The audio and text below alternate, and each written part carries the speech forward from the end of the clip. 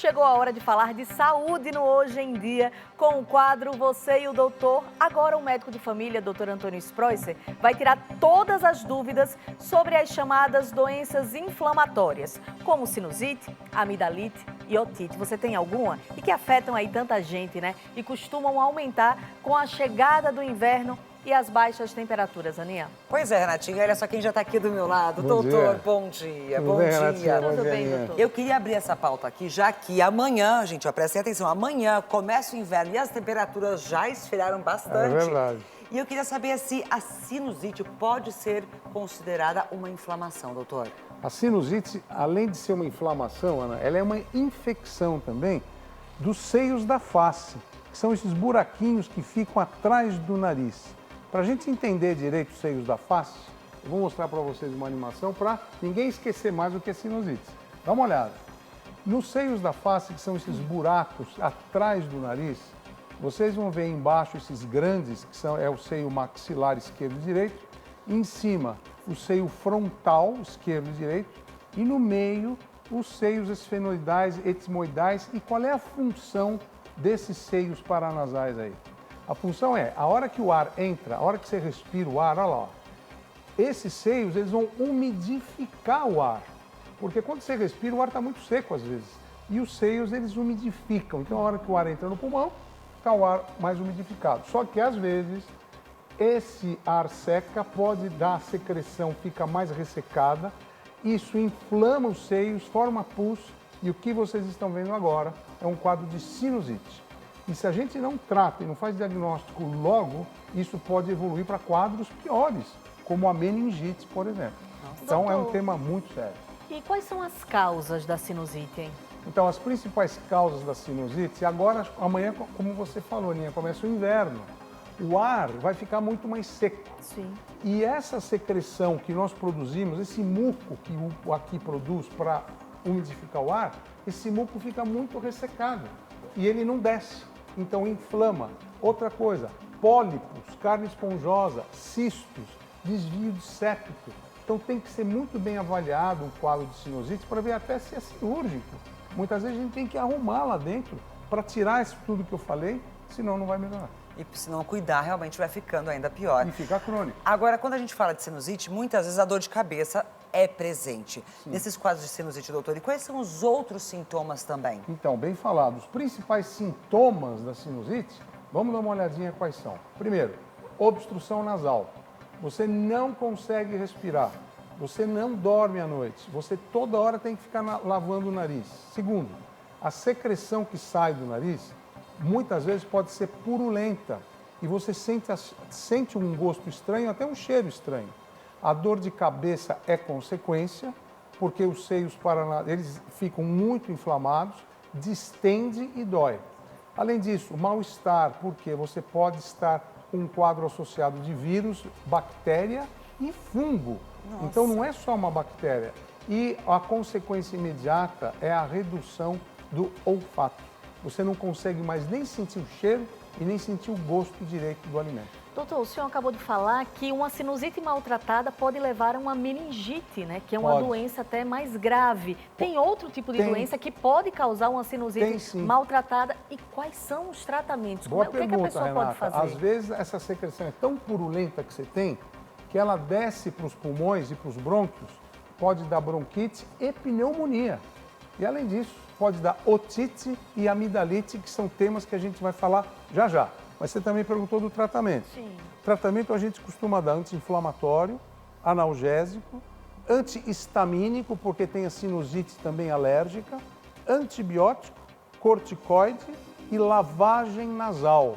Toda hora tem que lavar o nariz. Agora, se nenhum tratamento desse faz efeito, lembra, o otorrinolaringologista é importante, uma tomografia ou raio-x para ver se é cirúrgico, para limpar e drenar tudo isso que tem lá dentro. A gente vê muitos pacientes que não conseguem correr, não conseguem falar, não conseguem dormir. Fica tudo fechado, tudo fechado aqui. E não conseguem nem ler, às vezes. Agora, a sinusite ela pode acontecer em qualquer fase da vida. Criança, adulto, terceira idade.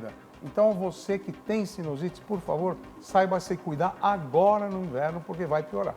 Bom, isso é uma coisa que a gente realmente precisa cuidar muito. Não só da sinusite, mas também da amidalite, da otite. Amanhã o inverno começa e as temperaturas já estão cada vez mais baixas. O tempo seco e as doenças respiratórias e inflamatórias acometendo muita gente. Por isso que nós trouxemos aqui o assunto de sinusite.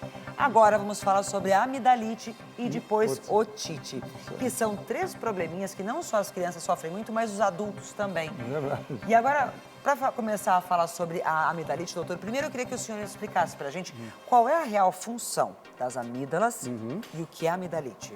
Boa pergunta. As amígdalas ficam aqui lá atrás da língua e elas são e funcionam um gânglio linfático, ou seja, é um aspirador de pó para tudo que entra de ruim na nossa boca e nariz. Então, ela pega tudo que é bactéria e vírus. Vamos dar uma olhadinha nessa animação para entender melhor.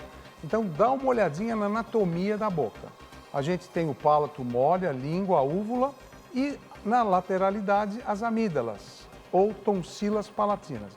Olha só o que acontece agora.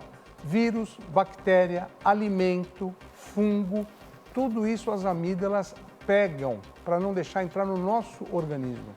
Então, elas são o primeiro escudo de defesa. Elas inflamam, infectam e aí começam os problemas também, né? Por isso que a gente trouxe esse quadro aqui importante hoje pra gente. Doutor, e existem tipos diferentes de amidalite? Existe sim.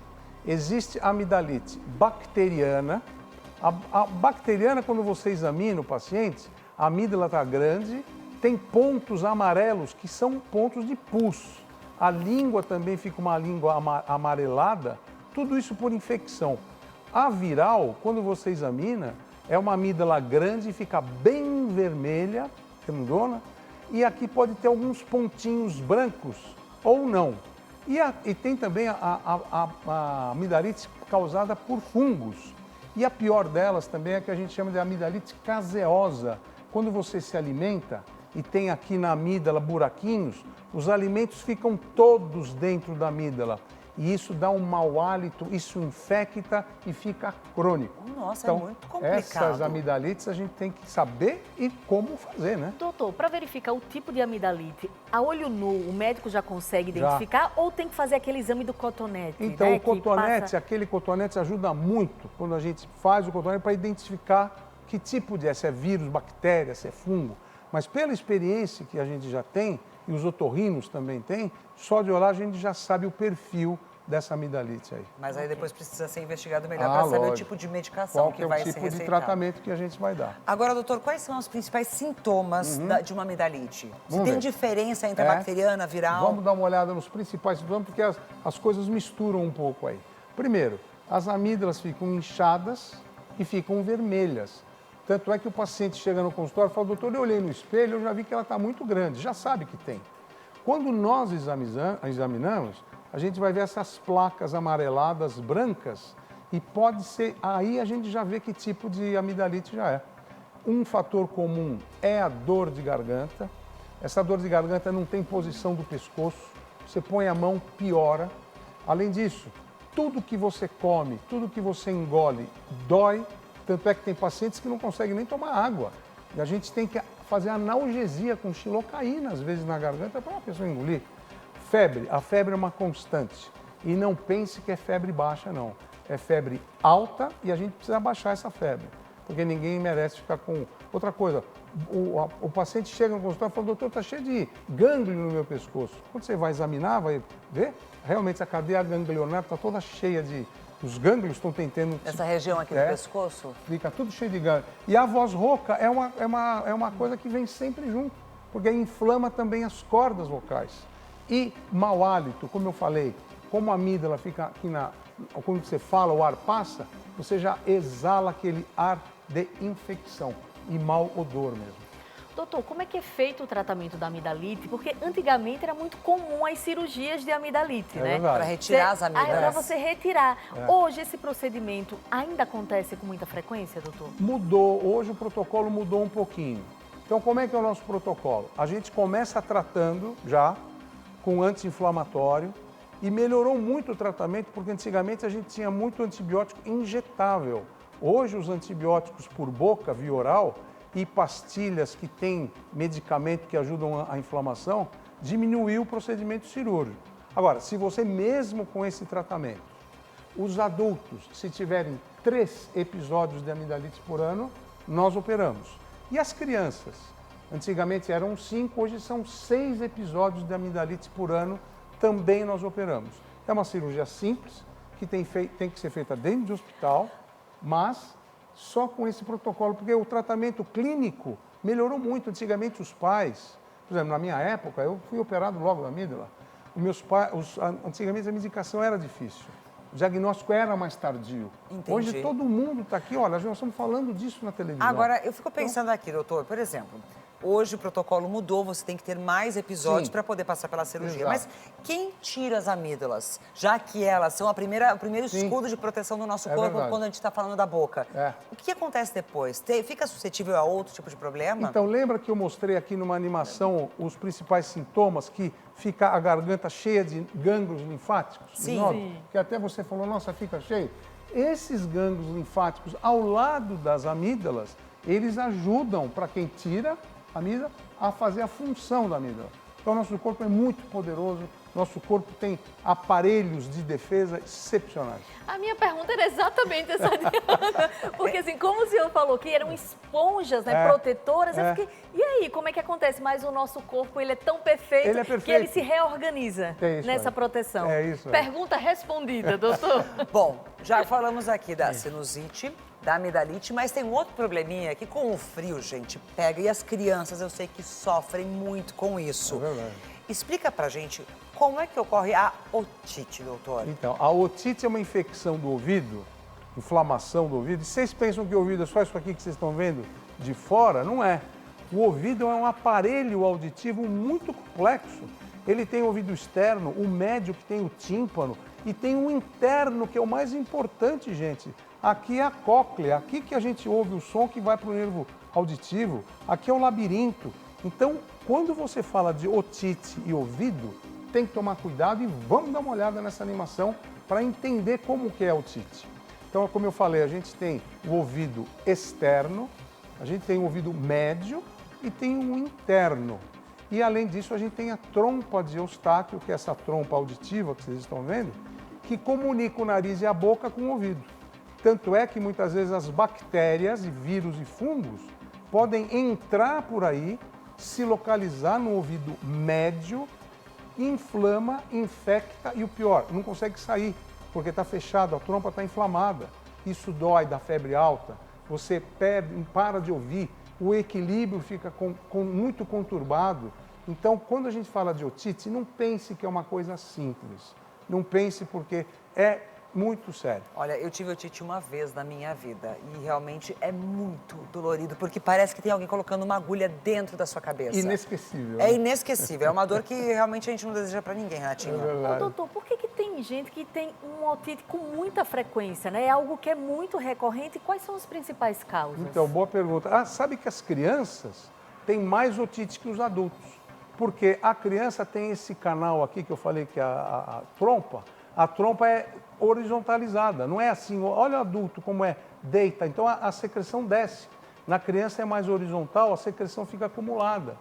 Então, o que acontece? Você perguntou as principais causas. Sim. E também... Por que ela é tão recorrente, Por que ela é tão né? recorrente? Em algumas pessoas. Então, dá uma olhadinha agora para mim, vamos dar uma olhadinha, veja o que acontece com a otite no seu organismo em termos de sintoma, para você entender.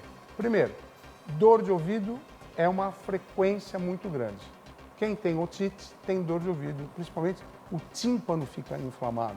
Segundo lugar, febre. Não é febre baixa, é febre alta, incomoda. Toda hora que você está quente, tem que tratar isso daí.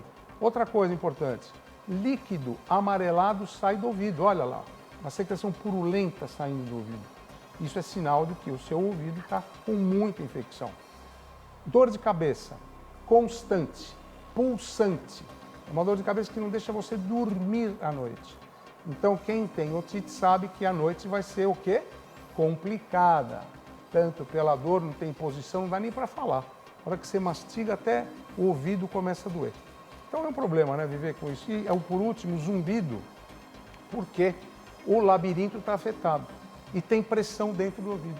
E Olha só que machuca, e coisa. machuca muito. Agora, doutor, como é feito o tratamento de uma otite? Bom, o tratamento é assim, você tem que fazer diagnóstico, né? Você vai no consultório, a gente põe o otoscópio, aquele aparelhinho, né? Que dá uma a gente põe lá agonia, dentro, não sei. E aí vê o que está vendo. Bom, como é que a gente faz? Corticoide é um anti-inflamatório, antifúngico ou antibiótico. Muitas vezes a gente tem que fazer cultura do material para saber o que é. Mas lembrem que se isso não der certo, muitas vezes nós médicos temos que fazer uma punção no tímpano. A gente olha, se o tímpano estiver bem cheio, a gente corta para drenar aquele material purulento que tem lá dentro. Então isso é a timpanostomia, que é importante fazer. Mas então lembra, deixar o ouvido seco, cuidado com as hastes que você põe no ouvido para limpar. É só a bordinha do... Não use. Não use mesmo? Não use. Sabe o que é legal fazer? Pega a toalha, põe lá dentro, seca. Ou então, pega papel higiênico. Papel. Põe e tira o papel da criança para não deixar o ouvido úmido, ouvido molhado. E muitas vezes tem até protetor de ouvido para você nadar numa piscina, entrar no mar, para pessoas que têm otite crônica. Esses cuidados que eu estou falando são fundamentais para você evitar a otite. Doutor, tem gente que coloca um algodão com álcool para sugar a água, principalmente em bebezinho.